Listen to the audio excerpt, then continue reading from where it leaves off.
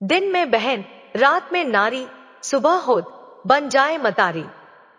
दोस्तों, दुनिया रहस्यों से भरी पड़ी है और इन्हीं रहस्यों में छुपी होती है कुछ ऐसी पहेलियां जो हमारे सोचने के नजरिए को चुनौती देती हैं।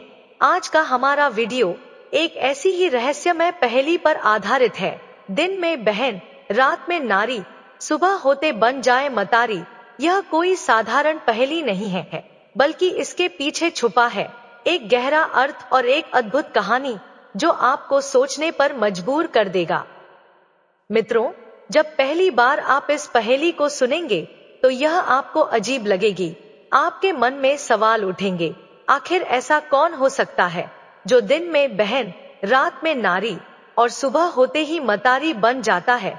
क्या यह किसी रहस्यमय चरित्र की कहानी है या फिर इसमें छुपा है कोई प्रतीकात्मक संदेश जो हमारी रोजमर्रा की जिंदगी से जुड़ा हुआ है? मित्रों, इस पहेली को समझने के लिए हमें एक दिलचस्प कहानी के सफर पर निकलना होगा।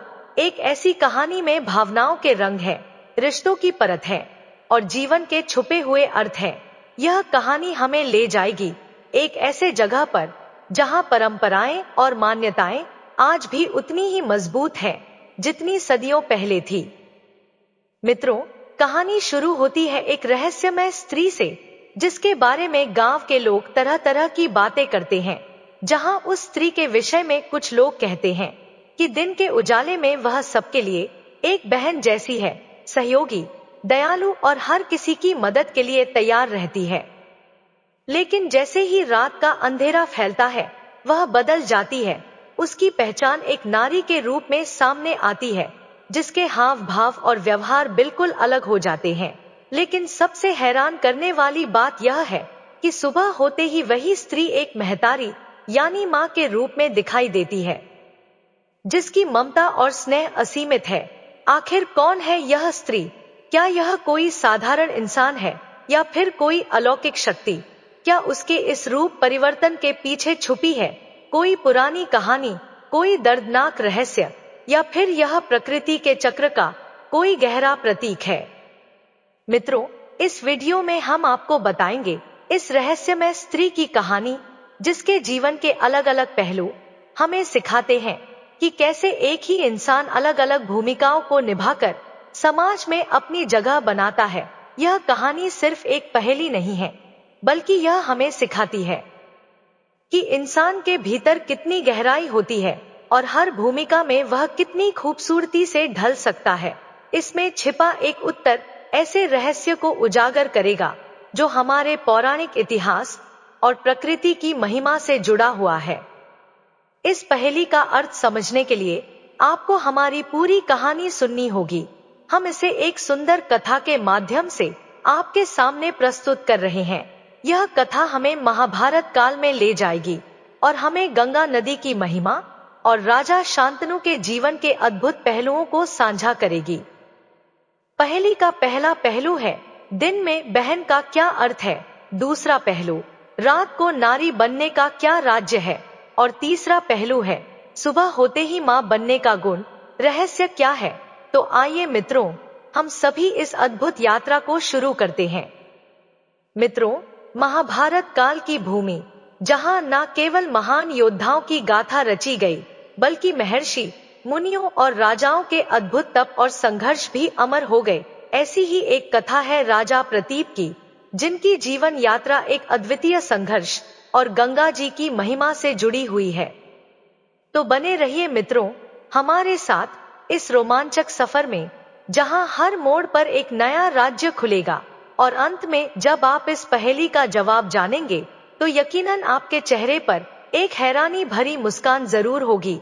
तैयार हो जाइए मित्रों, क्योंकि यह कहानी सिर्फ सुनने के लिए नहीं, बल्कि महसूस करने के लिए है। एक समय की बात है जब गरुड़ देव भगवान श्री कृष्ण की नगरी द्वारिका में आते हैं। वहां का वातावरण देखकर उनका मन गदगद हो जाता है। भगवान श्री कृष्ण गरुड़ देव को अपने पास आया हुआ देखकर कहते हैं, हे पक्षीराज गरुड़ देव, आज आप हमारे पास किस प्रयोजन से पधारे हैं? आपके चेहरे की झुर्रियां साफ बता रही हैं कि आप किसी बात को लेकर चिंतित हैं। भगवान श्री कृष्ण की बात को सुनने के बाद गरुड़ देव कहते हैं, हे प्रभु, मैं आपके पास अपनी एक अबूझ पहेली को लेकर आया हूँ, जिसका उत्तर मुझे कोई नहीं दे पा रहा था, इसलिए ही मैं आपके पास आया हूँ। तब भगवान श्री कृष्ण कहते हैं, हे गरुड़ देव, कहिए आपकी वह पहेली कौन सी है जिसे लेकर आप इतना चिंतित है। मुझे वह पहेली बताइए, मैं अवश्य ही इसका हल आपको प्रदान करूंगा। हे प्रभु, मेरी पहेली है, दिन में बहन, रात में नारी, सुबह होत बन जाए महतारी। मुझे इस पहेली का हल नहीं मिल पा रहा है, जिसे लेकर ही मैं परेशान हूँ। अब भगवान श्री कृष्ण कहते हैं, हे गरुड़ देव, सत्य में आज आपने एक अत्यंत ही महत्वपूर्ण प्रश्न किया है। इस बात का बखान आपको एक कथा के माध्यम से मैं आपको देता हूँ कि इस पहेली का अर्थ क्या है। हे गरुड़ देव, सुनो, आज से कई वर्ष पहले एक राजा हुआ करते थे। उनका नाम प्रतीप था। राजा प्रतीप एक धर्मनिष्ठ और न्यायप्रिय राजा थे। उनके राज्य में प्रजा सुखी और बहुत संतुष्ट थी, परंतु उनके अपने जीवन में एक बड़ी कमी थी। उनके घर में कोई संतान नहीं थी। समाज में यह बात धीरे धीरे चर्चा का विषय बन गई। लोग राजा प्रतीप को निर्बंध कहकर अपमानित किया जाने लगा। यह शब्द उनके लिए बाण के समान थे। राजा प्रतीप अपने परिवार के प्रति ऐसे ताने को सह नहीं पा रहे थे। वे जानते थे कि संतान का ना होना केवल उनका व्यक्तिगत दुख नहीं है, बल्कि उनके राज्य की स्थिरता के लिए भी एक बड़ा प्रश्न है। अपने इस दुख से मुक्ति पाने के लिए राजा प्रतीप ने एक बड़ा निर्णय लिया। उन्होंने तय किया कि अपनी समस्या का समाधान पाने के लिए वह तपस्या करेंगे। कहते हैं, तपस्या से सारी इच्छाएं पूरी हो जाती थी, परंतु यह साधारण तपस्या नहीं थी। उन्होंने गंगा जी की आराधना करने का निश्चय किया, क्योंकि गंगा जी केवल एक नदी नहीं है, बल्कि एक जीवन दायिनी देवी है। राजा प्रतीप ने अपना राजमहल छोड़ दिया और गंगा नदी के निकट जाकर बस गए। वहां पर उन्होंने कठोर तपस्या आरंभ की। यह तपस्या वर्षों तक चली। राजा प्रतीप ने जल और भोजन का त्याग करके केवल गंगा मैया के जल को पीकर ही जीवन यापन किया। उन्होंने गंगा माता का आह्वान किया और उनसे कृपा की याचना की। तब मां गंगा उनके इस कठोर तप से प्रसन्न हुई और उनके सामने प्रकट हो गई। गंगा मैया ने कहा, हे पुत्र, मैं तुम्हारी भक्ति और तपस्या से बहुत प्रसन्न हूँ, इसलिए मैं तुम्हें आशीर्वाद देती हूँ कि तुम्हारे घर एक तेजस्वी पुत्र का जन्म होगा। यह पुत्र न केवल तुम्हारे वंश को आगे बढ़ाएगा, बल्कि एक महान राजा के रूप में प्रसिद्ध होगा। अब मां गंगा के आशीर्वाद से राजा प्रतीप के घर पर एक पुत्र का जन्म हुआ, जिसका नाम शांतनु रखा गया। शांतनु के जन्म से केवल राजा और रानी ही नहीं, बल्कि पूरे राज्य में उत्सव मनाया गया। शांतनु एक तेजस्वी और अद्भुत बालक थे। उनका बचपन अत्यंत शांत और सुखद था। वे अत्यधिक बुद्धिमान और साहसी थे। राजकुमार शांतनु के व्यक्तित्व में राजकुमारों वाली सभी विशेषताएं थी। समय के साथ राजकुमार शांतनु युवा हो गए। उनकी वीरता और ज्ञान ने सभी को प्रभावित किया। लेकिन इस बीच राजा प्रतीप ने अपने बालों में सफेदी देखी, जिसका साफ संकेत यह था कि अब उनका शरीर बूढ़ा हो चला है। उनके चेहरे पर झुर्रियां पड़ रही थी और उनके हाथ पैर पहले जैसे मजबूत नहीं बचे थे। यह संकेत उसे यह समझाने के लिए काफी था कि अब राज्य का भार उन्हें अपने पुत्र को सौंप देना चाहिए। अब ऐसा ही हुआ। एक दिन राजा प्रतीप ने राजकुमार शांतनु को बुलाया और उनसे कहा, पुत्र, अब समय आ गया है कि मैं राज्य का भार तुम्हारे कंधों पर सौंप दूं। मेरी उम्र अब ऐसी नहीं रही कि मैं राज्य का संचालन कर सकूं। तुम युवा अवस्था में हो और मैं देख सकता हूं कि तुम्हारे अंदर एक आदर्श राजा बनने के सभी गुण हैं। आज से मैं तुमको राजा बनाता हूं, परंतु तुमको इस बात का ध्यान रहे, यह राजपद केवल शक्ति का स्रोत नहीं है, बल्कि प्रजा की सेवा का माध्यम है। राजा प्रतीप ने संतन को राजगद्दी सौंप दी और उनसे एक महत्वपूर्ण बात कही, पुत्र, जब तुम जंगल में घूमने या शिकार खेलने जाओगे तो वहां एक दिव्य स्त्री तुम्हारे सामने आएगी। वही स्त्री तुम्हारी पत्नी बनेगी। इसे तुम ईश्वर का संकेत मानना। और इस बात पर विश्वास रखना। मित्रों, अपने पुत्र को राज्य का भार सौंपने के बाद राजा प्रतीप और उनकी रानी ने संन्यास ले लिया। वे अपने जीवन का शेष समय वन में तपस्या और ध्यान में बिताने के लिए चले गए। उनके हृदय में यह संतोष था कि उनका पुत्र शांतनु अब एक आदर्श राजा के रूप में उनकी विरासत को आगे बढ़ाएगा।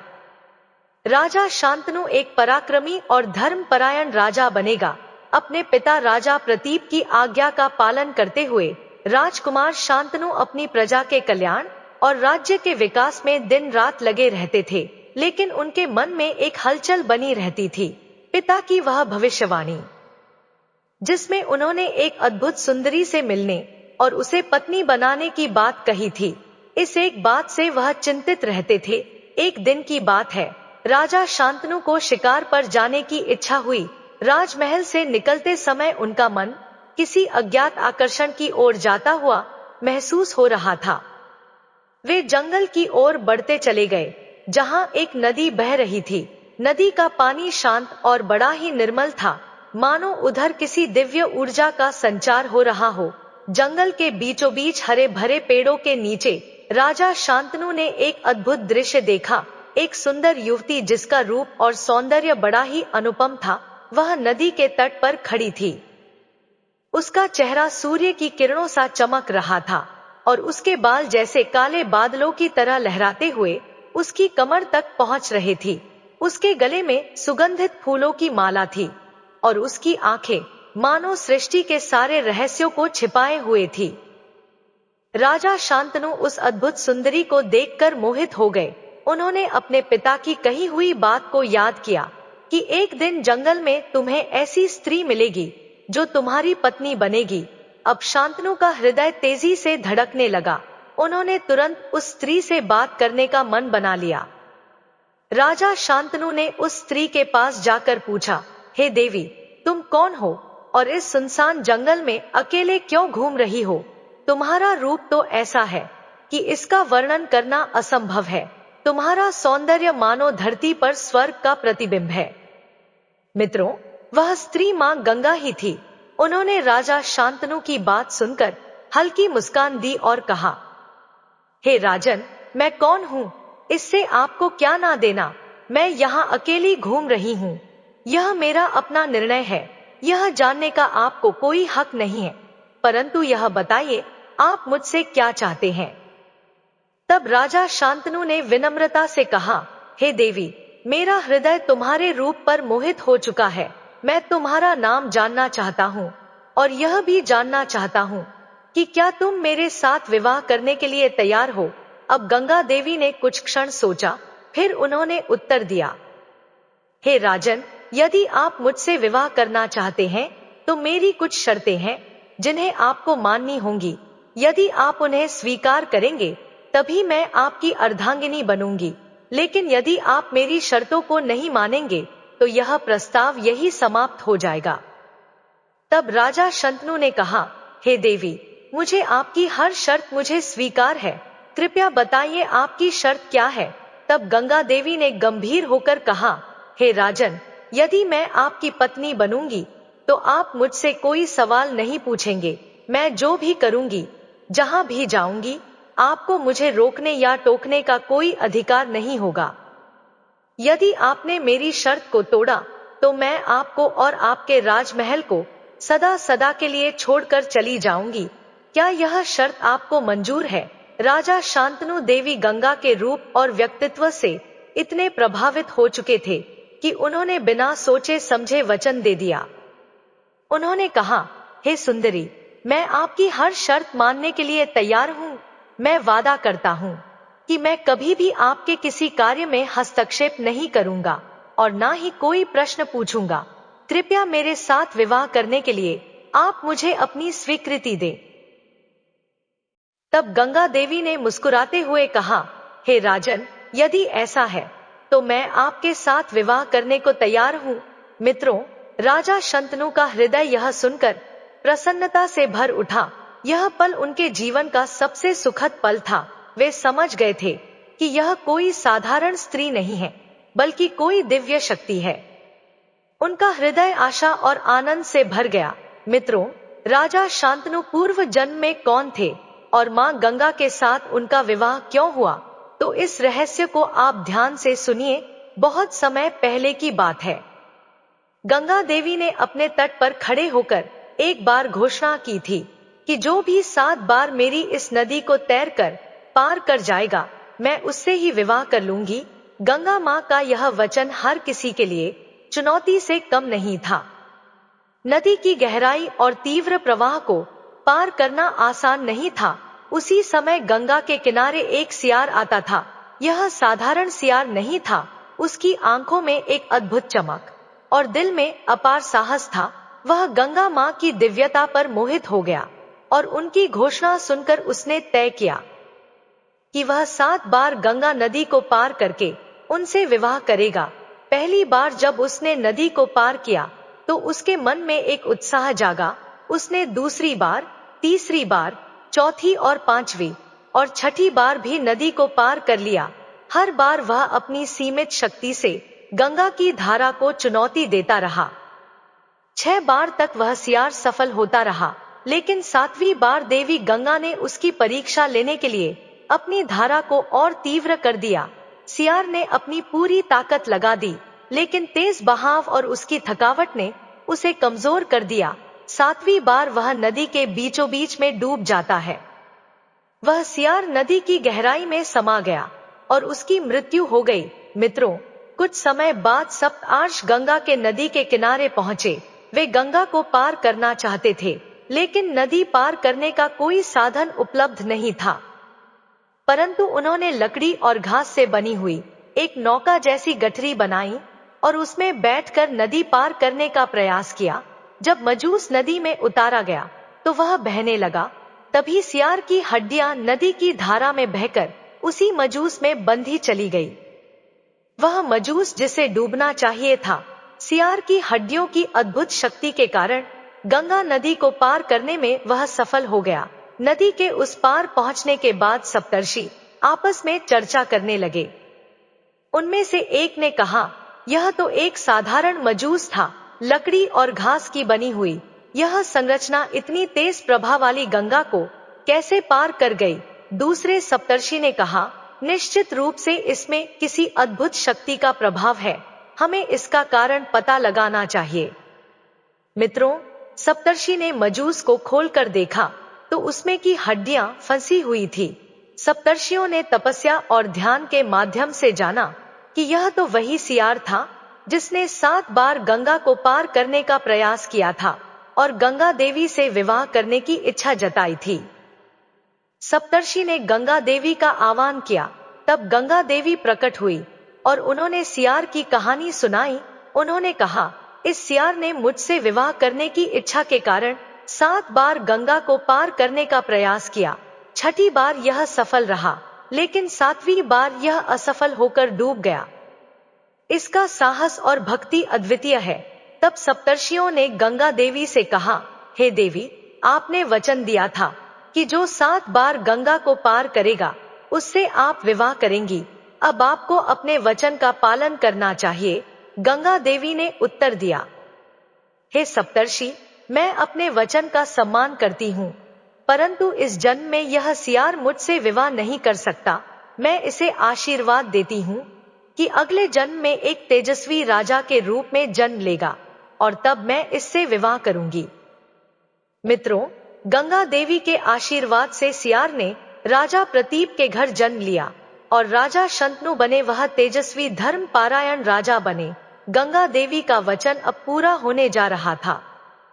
गंगा देवी ने राजा से यह वचन लिया था कि वे उनके किसी भी कार्य में हस्तक्षेप नहीं करेंगे और ना ही कोई प्रश्न पूछेंगे। राजा शांतनु गंगा देवी से इतने प्रभावित थे कि उन्होंने इस वचन को खुशी खुशी स्वीकार कर लिया। इसके बाद गंगा देवी और राजा शांतनु का विवाह संपन्न हुआ। विवाह के बाद गंगा राजा शांतनु की पत्नी बनकर उनके राजमहलों में रहने लगी। लेकिन गंगा देवी की प्रकृति दिव्य थी। दिन के समय वे नदी का रूप धारण करके प्रवाहित होती थी और रात के समय वे राजा की अर्धांगिनी बनकर उनके साथ रहती थी। यह स्थिति अद्भुत थी। गंगा देवी दिन में नदी बनकर बहती थी। उनके जल से अनेक लोग अपनी प्यास की बुझाते थे, अपने पाप धोते थे, लेकिन रात होते ही वह राजा शांतनु की पत्नी बन जाती थी। यह दृश्य अपने आप में एक रहस्यपूर्ण और चमत्कारी घटना थी। जब कुछ समय बीता तो गंगा देवी गर्भ को धारण करती है। जब उनका पहला पुत्र पैदा होता है तो राजा शांतनु बहुत प्रसन्न होते हैं, लेकिन उनकी खुशी ज्यादा समय तक नहीं टिक सकी। गंगा देवी ने उस नवजात को गोद में उठाया और नदी के किनारे ले गई। राजा शांतनु दूर से देखते रहे, यह सोचकर कि शायद गंगा देवी अपने पुत्र के लिए आशीर्वाद लेने नदी तक गई है। लेकिन तभी गंगा देवी ने उस पुत्र को नदी में प्रवाहित कर दिया। राजा शांतनु यह देखकर स्तब्ध रह गए। उनके मन में गुस्सा और दुख का मिश्रण उमड़ने लगा, लेकिन अपने दिए हुए वचन के कारण वे चुप रहे और कुछ भी नहीं बोले। अब कुछ समय बाद देवी गंगा ने एक और पुत्र को जन्म दिया। राजा शांतनु को लगा कि अब शायद सब कुछ ठीक ही हो जाएगा, लेकिन इस बार भी देवी गंगा ने वही किया। वह नवजात शिशुओं को नदी में ले गई और उसी नदी में प्रवाहित कर दिया। मित्रों, ऐसा 7 बार हुआ। हर बार देवी गंगा एक पुत्र को जन्म देती और उसे नदी में प्रवाहित कर देती। राजा शांतनु का हृदय पिता होने के कारण रोता रहता था और दूसरी ओर उनके दिए हुए वचन का बंधन उन्हें रोकता था। राजा शांतनु धीरे धीरे भीतर से टूटने लगे। वे सोचने लगे, मैंने यह कैसा वचन दे दिया था। यह गंगा मेरे सभी पुत्रों को मार रही है।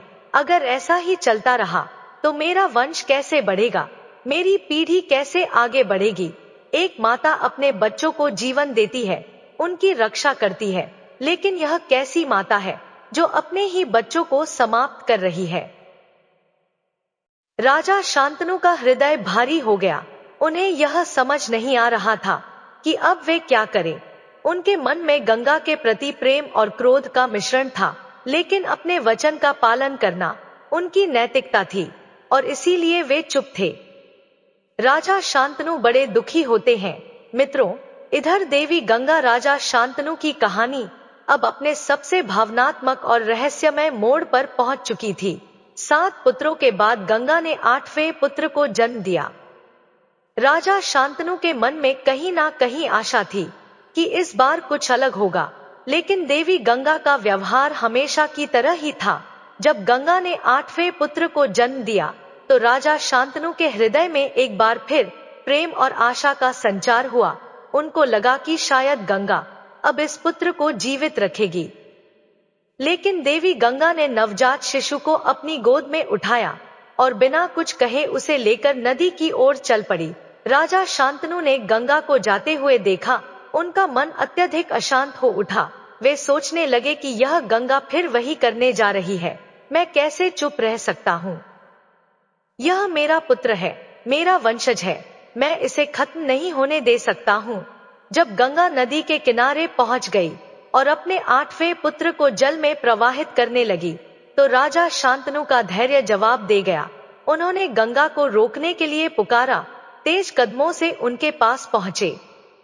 राजा शांतनु चिल्ला उठे, अरे गंगा, रुक जाओ, ठहरो। तुमने पहले ही मेरे 7 पुत्रों को मुझसे छीन लिया है, अब मेरे इस 8वें पुत्र को मत मारो। गंगा ने मुड़कर राजा शांतनु की ओर देखा, लेकिन कुछ नहीं कहा। राजा शांतनु अपनी पीड़ा को रोक नहीं पाए और बोले, तुम कैसी माँ हो? माँ तो अपने बच्चों को जन्म देती है, उनकी रक्षा करती है, लेकिन तुम तो अपने ही बच्चों की हत्या कर रही हो। यह बच्चा तुम्हारे लिए केवल जल में प्रवाहित करने की वस्तु हो सकता है, लेकिन यह मेरा बेटा है, मेरा वंश है, मैं इसे मारने नहीं दूंगा। राजा शांतनु के यह शब्द सुनकर गंगा के चेहरे पर एक गहरी गंभीरता छा गई। उन्होंने शांत स्वर में कहा, हे महाराज, क्या आपको याद है कि आपने मुझसे वचन दिया था? आपने कहा था कि आप मेरे किसी भी काम में हस्तक्षेप नहीं करेंगे और ना ही कोई प्रश्न पूछेंगे। आज आपने अपना वचन तोड़ दिया है। तब राजा शांतनु ने उत्तर दिया, हाँ, मैंने वचन दिया था, लेकिन वह वचन इस शर्त पर नहीं था कि तुम मेरे सभी बच्चों को मुझसे छीन लोगी। यह 8वां पुत्र मेरा वंश है, इसे मारने का अधिकार तुम्हें नहीं है। मैं अब और नहीं सह सकता। देवी गंगा ने गहरी सांस ली और अपने आंसुओं को रोकते हुए कहा, हे महाराज, आपका वचन टूट गया है। अब मुझे आपको छोड़कर जाना होगा। लेकिन जाने से पहले मैं आपको यह बताना चाहती हूँ कि मैंने ऐसा क्यों किया। देवी गंगा ने राजा शांतनु को बताया, आपके यह 8 पुत्र कोई साधारण बालक नहीं है। यह 8 वसु है, जो पूर्व जन्म में एक श्राप के कारण धरती पर जन्मे थे। इन 8 पुत्र वसु में से 7 ने मुझसे प्रार्थना की थी कि मैं उन्हें इस श्राप से मुक्त कर दूं और उन्हें तुरंत मोक्ष प्रदान कर दूं। इसलिए मैंने आपके 7 पुत्रों को नदी में बहाया था। लेकिन 8वां वसु, जो आपके इस पुत्र के रूप में जन्मा है, उसे श्राप मिला कि वह जीवन भर इस धरती पर रहेगा। मित्रों, देवी गंगा ने 8वें पुत्र को राजा शांतनु की गोद में सौंपते हुए कहा, महाराज, यह पुत्र आपका और मेरा वंश बढ़ाएगा। इसका नाम देवव्रत रखना। यह न केवल आपका उत्तराधिकारी बनेगा, बल्कि इसका नाम इतिहास में अमर हो जाएगा। राजा ने पूछा, हे देवी गंगा, जिन 7 पुत्रों को तुमने मार दिया, उनके पूर्व जन्म की क्या कहानी है? हमें विस्तार से सुनाइए। तब देवी गंगा राजा शांतनु को उन 7 पुत्रों की कहानी सुनाती है। हे महाराज, मैं आपको इन 7 पुत्रों के पूर्व जन्म की कहानी बताती हूँ। यह कहानी न केवल उनके श्राप की है, बल्कि यह भी दिखाती है कि कैसे कर्म और दैवीय न्याय हमारे जीवन को आकार देता है। गंगा देवी ने कहा, यह बात उस समय की है जब मैं स्वर्ग लोक में रहती थी। एक दिन ब्रह्मा जी की सभा हो रही थी। यह और वहां 8 वसु उपस्थित थे। यह वसु अत्यंत तेजस्वी और दिव्य शक्तियों से युक्त थे। मैं भी वहीं पास में खड़ी थी। तभी अचानक उस सभा में वायुदेव का आना होता है। अचानक से तेज हवा का झोंका आया और उस हवा के झोंके से मेरे वस्त्र उड़ गए। यह स्थिति अत्यंत प्रिय थी और सभी देवताओं ने अपनी नजरें झुका ली। लेकिन उन 8 वसु ने, विशेषकर 7 वसु ने, मुझे अनादर पूर्वक से देख लिया। यह उनके दिव्य कर्तव्य और मर्यादा के विरुद्ध था। ब्रह्मा जी ने यह दृश्य देखा और अत्यंत क्रोधित हो गए। उन्होंने उन वसु को डांटते हुए कहा कि तुमने अपनी मर्यादा और दिव्यता का अपमान किया है। तुम्हें इसके लिए दंड मिलेगा। मैं तुम्हें श्राप देता हूँ कि तुम सभी को पृथ्वी लोक पर जन्म लेना पड़ेगा। तुम सभी को मनुष्य के रूप में जन्म लेकर अपने पाप का प्रायश्चित करना होगा। गंगा देवी ने कहा, हे महाराज, उन 8 वसु में से 7 ने तो केवल मेरे वस्त्र उड़ने पर दृष्टि उठाई थी, लेकिन 8वें वसु ने मुझ पर अपनी नजरें गड़ा ली थी और अत्यधिक अनादर किया। इसलिए ब्रह्मा जी ने उसे अतिरिक्त श्राप दिया और कहा, तुम्हें न केवल मनुष्य के रूप में जन्म लेना पड़ेगा, बल्कि तुम्हें अपनी पूरी आयु पृथ्वी पर बितानी होगी। तुमको कोई मुक्ति नहीं मिलेगी। वसु को जब यह श्राप मिला तो वे अत्यंत दुखी हो गए। वे ब्रह्मा जी से क्षमा मांगने लगे और अपनी मुक्ति की याचना करने लगे। लेकिन ब्रह्मा जी ने कहा, मैं अपना श्राप वापस नहीं ले सकता। तुम सभी को भूतल पर जाना ही होगा। मित्रों, इसके बाद वसु गंगा जी के पास आए और प्रार्थना करने लगे, हे गंगा देवी, क्या आप हमारी सहायता कर सकती हैं? हम भूतल पर जन्म लेने के लिए बाध्य हैं, लेकिन हम वहां अधिक समय तक रहना नहीं चाहते। कृपया आप हमारी मां बनकर हमें जन्म दें और हमें तुरंत मोक्ष प्रदान करें। हमें केवल जन्म लेने का दंड भोगना है, लेकिन कृपया हमें जल्दी मुक्त कर दें। मैंने उनकी प्रार्थना स्वीकार कर ली और कहा, मैं तुम्हें जन्म दूंगी और तुरंत मोक्ष प्रदान कर दूंगी। लेकिन 8वें वसु को, जिसने सबसे बड़ा पाप किया था, पूरे जीवन काल तक पृथ्वी पर रहना होगा। मैं उसे मुक्ति नहीं दे सकूंगी। महाराज, आपके 8 पुत्रों में से सभी वसु थे। मैंने उन्हें जन्म देकर ब्रह्मा जी के श्राप से मुक्त कर दिया है। मैं वसुओं के वचन का पालन कर रही थी। लेकिन आपका 8वां पुत्र, जो देवव्रत है, वह 8वां वसु है, जिसे अपने कर्मों का पूरा फल भोगना है। यही कारण है कि मैं 7 पुत्रों को नदी में प्रवाहित किया और केवल 8वें पुत्र को जीवित रखा। यह सब एक विधि का विधान था।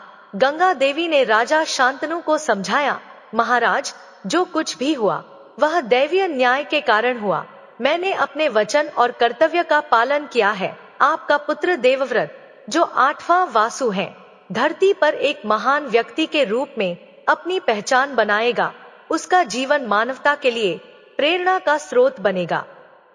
अब भगवान श्री कृष्ण गरुड़ देव से कहते हैं, हे गरुड़ देव, यह बातें अब राजा शांतनु के समझ में आ जाती है। गंगा देवी की बातें सुनकर अपने मन का बोझ कुछ हद तक हल्का महसूस किया।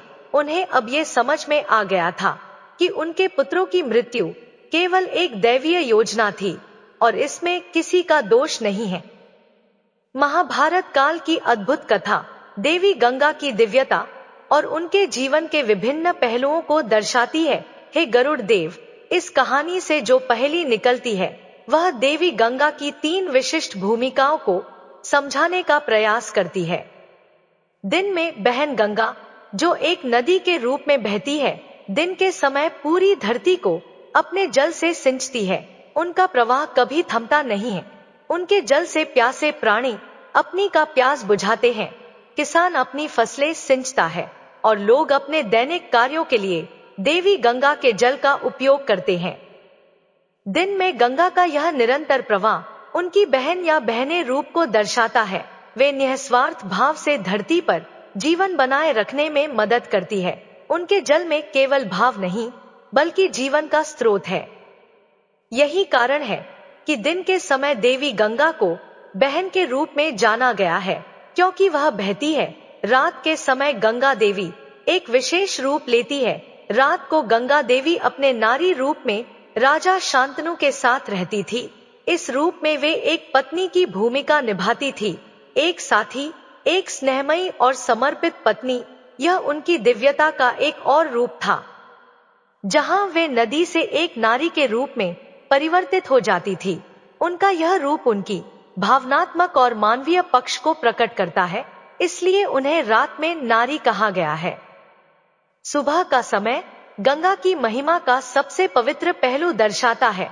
जैसे ही सूरज की सबसे पहली किरण गंगा के जल पर पड़ती है, श्रद्धालु गंगा के तट पर एकत्रित हो जाते हैं। वे गंगा में स्नान करते हैं, अपने पापों से मुक्ति की कामना करते हैं और उन्हें गंगा मैया के रूप में पूजते हैं। गंगा का यह रूप मातृत्व का प्रतीक है। वो अपने जल से केवल प्यास ही नहीं बुझाती है, बल्कि अपने भक्तों को शुद्ध करती है, उन्हें पवित्रता का एहसास दिलाती है। गंगा देवी को उनकी करुणा, प्रेम और संरक्षण के लिए मां के रूप में पूजा जाता है। मित्रों, इस कहानी के माध्यम से इस पहेली का अर्थ स्पष्ट होता है। दिन में बहन गंगा एक नदी के रूप में बहती है और धरती पर जीवन बनाए रखती है। रात को नारी गंगा देवी राजा शांतनु की पत्नी बनकर उनके साथ रहती है। सुबह को महतारी गंगा को उनकी पवित्रता और मातृत्व के लिए गंगा मैया कहा जाता है। गंगा केवल एक नदी नहीं, वो भारतीय संस्कृति में जीवन, प्रेम और त्याग का प्रतीक है। वह हमें सिखाती है कि किसी भी रूप में हमें निस्वार्थ भाव से दूसरों की सेवा करनी चाहिए, चाहे वह बहती नदी के रूप में हो, समर्पित पत्नी के रूप में हो या करुणामय मां के रूप में हो। देवी गंगा का हर रूप हमें प्रेरणा देता है। मित्रों, वीडियो कैसी लगी कमेंट करके जरूर बताएं। वीडियो को लाइक शेयर करें और हमारे चैनल को सब्सक्राइब करें। धन्यवाद।